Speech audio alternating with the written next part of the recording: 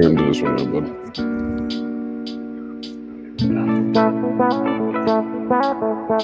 Sorry.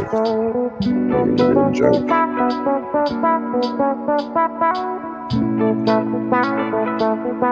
I can't right now, bud. I'm sorry. All right, so first things first, to kick off today's cannabis-powered yet sports-driven talk show.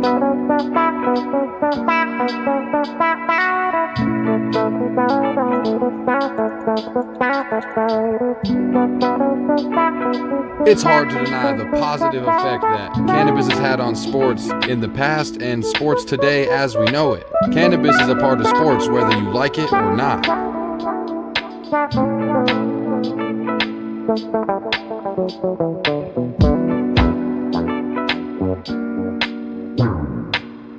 No, I can't right now, bud.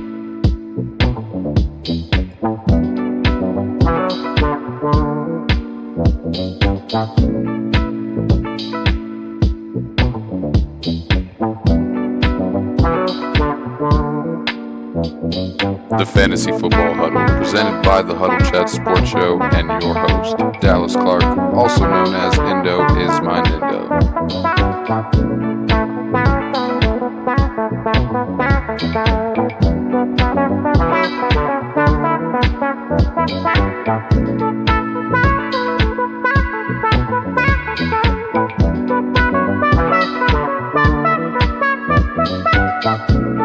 Everybody huddle up, grab a piece of paper, and get settled in. It's just about time for the Fantasy Football Huddle, presented by the Huddle Chat Sports Show and your host, Indo is my Nindo. Let's get it started, baby.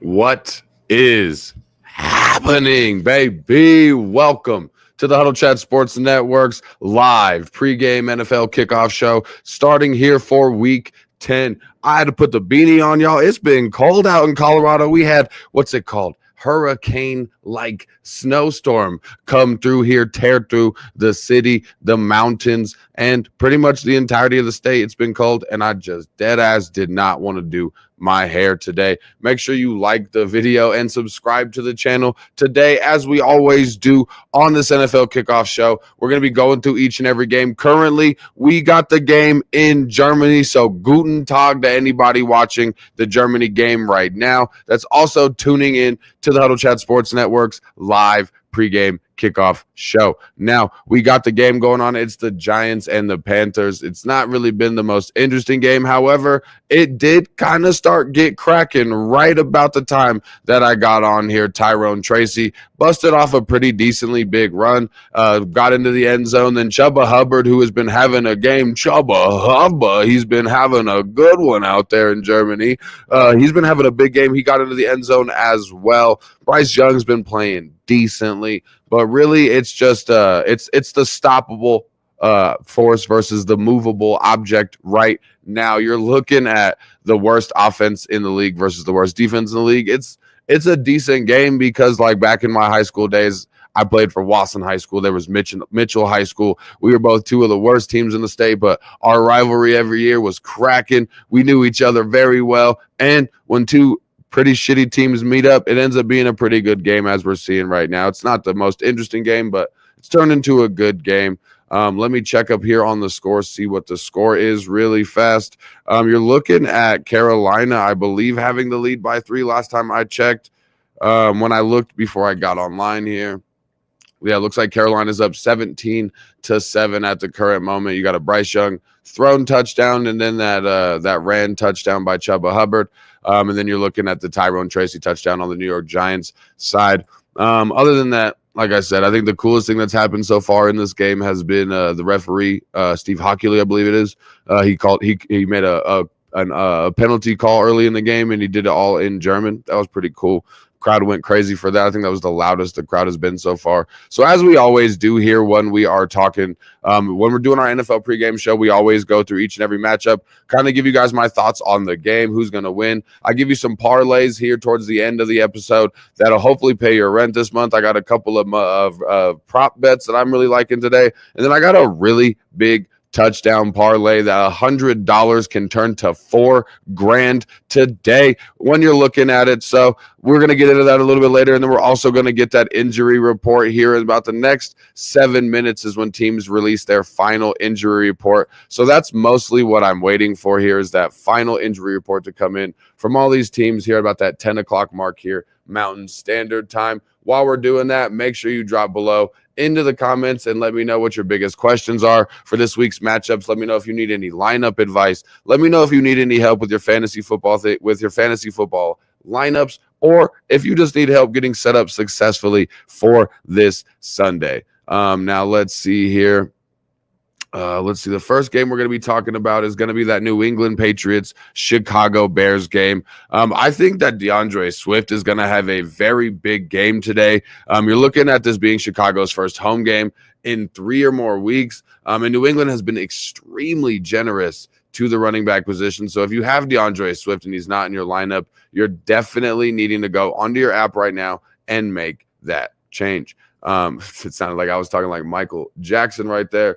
But I have some interest in Drake May today. He's been averaging just under 19 points per game across the 3 starts that he's had thus far. You're looking at him averaging 45 rushing yards. So he has the rushing upside, sort of like I've been talking about Bo Nix for the last few weeks. So I think Drake May is going to have a decent game. I don't think this is the week for Caleb Williams. It's been a roller coaster for Caleb Williams' rookie year thus far, and I think he's been struggling. He's got the injury onto his leg, which is going to take down any rushing upside that he really had coming into the game. Chicago's defense is going to look pretty decent today against this New England Patriots offense, but I think it's going to be kind of a slugfest like we have here in this New York Giants Carolina Panthers game.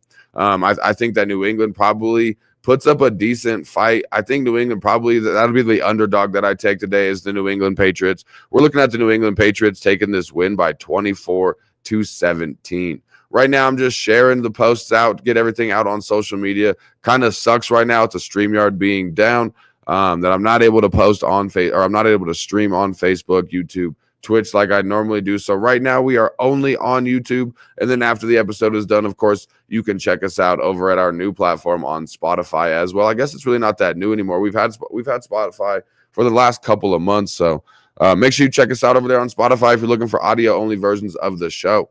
Now, one of the most interesting games on the slate today is going to be the San Francisco Tampa Bay Buccaneers. The biggest story, Christian McCaffrey's back. I know I've been looking at all the memes this week. It looks like Christian McCaffrey owners are Thanos dropping that final stone into the glove, getting Christian McCaffrey back into the lineup. No matter if you're 2-7 or you're 7-2, that addition of Christian McCaffrey to your lineup is absolutely huge. I can't express what it means. I personally don't have any stake in Christian McCaffrey, so I've been extremely lucky on that end. On the other side of the football, I am going to be I'm not really having much excitement about Bucky Irving, Rachaad White, Sean Tucker, that 3-headed monster from Tampa Bay. It's a tough matchup for the San Francisco 49ers defense.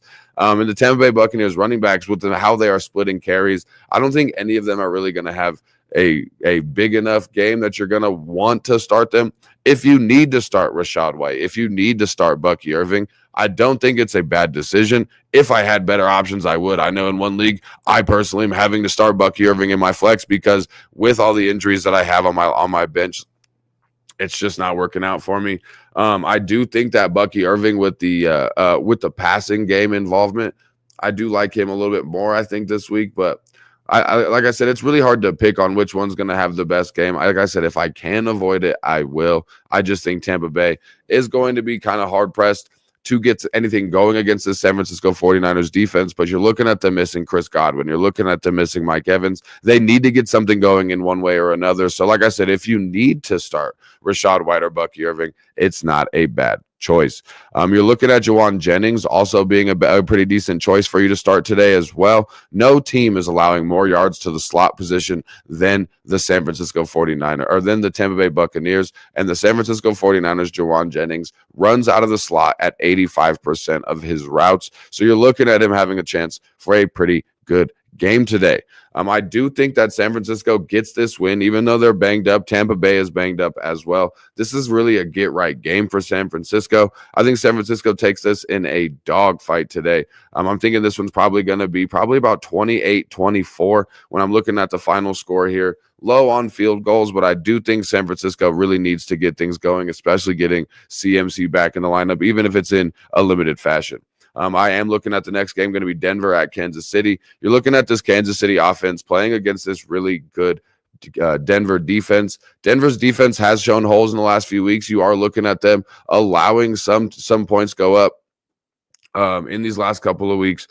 So I do think DeAndre Hopkins has a pretty big game, as I've talked to you guys about on the Stardom Stidham episode we had this week. I think Kansas City, of course, gets this win. I think Denver surprises some people this week, but Kansas City ultimately gets this win in a dogfight that opens up in the fourth quarter. Let me get to a comment here really fast. You got Waddle or Brian Thomas Jr. if Nico's not good to go, so I risk waiting. Actually, this is a very good question, Jake Ring, because I have Nico Collins myself. I had to kind of instill a backup plan just in case Nico doesn't go. I mean, I don't really. I mean, if you want me to go through it, I can go through it. But I think Waddle, he's got. I think I really want to be. I want to be patient on Waddle. When you're looking at Brian Thomas Jr., I think, of course, the Jacksonville Jaguars are going to get absolutely shellacked today. But you're looking at the Minnesota defense presenting a pretty safe floor for Brian Thomas Jr. And Brian Thomas Jr. has shown us a lot of really high upside this season. Jacksonville has been you're looking at Brian Thomas Jr. having gone over 20 points 3 times this season. So I do think Brian Thomas Jr., like I said, he has the safe floor, but I do think that he has the upside. I would rather go with Brian Thomas Jr. than Jalen Waddle because Jalen Waddle has just been absolutely struggling. When you look at Jalen Waddle, let me see. When you're looking at Jalen Waddle, he's had 2 targets combined in the last 3 games, and he's got a tough matchup. So I'm not really feeling Jalen Waddle this week. Jake Ring said there's no Trevor Lawrence, though, and I understand that, but it's not like Trevor Lawrence has been playing elite football or even football that you thought Trevor Lawrence was capable of playing, like above average football. I do think that it's going to definitely hurt Brian Thomas Jr., but Brian Thomas Jr. has kind of etched himself as the number 1 wide receiver in this offense thus far. So I do think that Brian Thomas Jr. is still going to be better than Jalen Waddle. Like I said, even with Tua being back, Jalen Waddle, I mean, even before Tua went out, Jalen Waddle was really kind of struggling to find relevancy in this offense. I think if Jalen Waddle doesn't find the end zone, you're going to be extremely disappointed in starting him. I just think that Brian Thomas Jr., like I said, has a safe floor. Jacksonville is going to have to throw a lot in this game, especially with no Trevor Lawrence. And like I said, I just think Brian Thomas Jr. and volume is volume, man. I think he just has more upside and a safer floor, and that's why I would go with him this week. Ms. Dysfunctional shouts out to my fiance. She said Jordan Addison or Calvin Ridley in the flex. I do like Jordan Addison a lot this week. You're looking at him coming off 16 points in week 9. Jacksonville is 29th ranked against wide receiver, and I'm honestly plugging as many Minnesota Vikings into my lineup as I can this week. I'm starting Sam Darnold. Obviously, we're starting Aaron Jones. I'm starting even TJ Hawkinson. So I do really like Jordan Addison. When it comes to Calvin Ridley, you're looking at Calvin Ridley playing against a pretty decent defense this week, but Calvin Ridley has been an insane spark for this Tennessee offense these last few weeks. I feel more comfortable starting Jordan Addison. I think Calvin Ridley has more upside though. So it kind of depends on where your like how your record is. If you're if you're in a league where you need to be risk averse, you need to you need to kind of just get the points and go throughout the weeks because you have, you're 7-2 or something like that, then I would possibly go with Jordan Addison. He has the safer floor. But if you're swinging for the fences and you need to score as much as you can, I think Calvin Ridley has more valuable targets, even though he's playing against a tough defense, even though you're looking at Tennessee being potentially locked down today by Los Angeles. I definitely think that Calvin Ridley has more upside in today's game. Now, the next game I was going to be talking about on the list until we get some more comments, we're going to be talking about Buffalo at Indianapolis, a game that I'm not particularly excited for, but it is another one of those games. Like the Indianapolis Colts have played decently against the Houston Texans. Even in their worst games, they lost by a combined 5 points amongst 2 games with the Houston Texans. If the Colts can play decent football and potentially even eke out a win against these Buffalo Bills today, you're looking at me and the Indianapolis Colts really still having an opportunity to go in the playoffs. If the Indianapolis Colts don't win today, you're looking at the playoff chances and competitive football chances getting really, really slim. And then we start really saying, why aren't we starting Anthony Richardson to get him more playing time? Because we're not making the playoffs. If we end up losing this game today, it's going to be a big loss for the Indianapolis Colts. And it's a big game. It's a game that I did not want us to have to be in this position when we came here. But I mean, we have what we have to deal with. You're looking at Josh Downs being a really big benefactor in today's game, playing against the Buffalo secondary that's allowed the 6th most points to the slot wide receiver. I think they're going to move Adonai Mitchell over into the Michael Pittman Jr. spot. You're going to have Alec Pierce getting more involvement today. So Alec Pierce might even be a really sneaky flex starter as well. You're looking at Josh Downs getting 9 targets in 5 of the last 6 games, and he's averaged 15.5 points through that 6-game stretch as well. On the other side of the ball, Dalton Kincaid is supposed to have a big game as well against the Indianapolis Colts. They've allowed the 6th most yards and the 3rd most fantasy football points this season to the tight end position. When you're looking at the next game we're talking about, it's going to be Philadelphia at Washington, and this is going to be a very interesting game, a game that I have a lot of stake in watching. I can't wait to actually tune into this game. I'm going to be paying a lot of attention to this game. Or I mean Pittsburgh at Washington. I apologize. I'm really going to be paying a lot of attention to this game. You're looking at Jaden Daniels. He's playing a really good quarterback defense this week, a team that locks down wide receivers. Pittsburgh is top 10 in wide receiver PPR points allowed this year. So you're looking at me tempering my expectations for Terry McLaurin, but this is a game for you to really see what Jaden Daniels is made of. I know he's had a really good season so far, and we've kind of seen what he's made of. But you're going to be able to kind of see him against one of the best defenses in the league this week, and you're gonna kind of get to see what he does with his back against the wall. And I'm really excited to see what Jaden Daniels has in his pocket. On the other side of the ball, you're looking at Pat Freiermuth being really relevant in today's game. If you have Pat Freiermuth, or if you need a tight end, you're looking at the Washington Commanders. They've gotten better against wide receiver because, I mean, going into the beginning of the season, we were saying no matter what your wide receiver is, if they're playing the Washington Commanders, start them against the Washington Commanders. They've taken a half a step forward in playing a lot better when it comes to their secondary, but they struggle very bad against the tight end position. I think Pat Freiermuth, especially if he hits the end zone, is going to have an extremely big game today. And then we're going to be talking about Minnesota, Jacksonville. You're looking at, like I said, we've talked about it a little bit today. I think the Minnesota Vikings are going to run absolutely crazy on the Jacksonville Jaguars. I think Aaron Jones has a big game. I think Sam Darnold, Justin Jefferson has a big game. We're going to be talking about him in our parlays here in the next couple of minutes. And then you're going to be looking at even Jordan Addison having a big game. I'm all in on the Minnesota Vikings today. Jacksonville really is going to have their back against the wall. not really thinking Jacksonville scores more than one touchdown. And if it does, I think it goes. Brian Thomas Jr., the Jacksonville Jaguars are banged up with all of their superstars. This is the time for Brian Thomas Jr. to step up and show exactly what he's made of. And then the last morning game we're going to be talking about is going to be the Atlanta Falcons, New Orleans Saints. You guys have heard me talk about it all week. The New Orleans Saints are just absolutely demolished right now when it comes to injuries. So you're looking at the Atlanta Falcons potentially having a game where they can kind of get things together, kind of start putting some plans in place, and really start building towards the second half of the season, because believe it or not, the Atlanta Falcons are making a tear towards the playoffs, and this might be Kirk Cousins' chance to really make some noise. Now, let me go through some of these injuries that we have here in the early window, starting with that New England-Chicago game.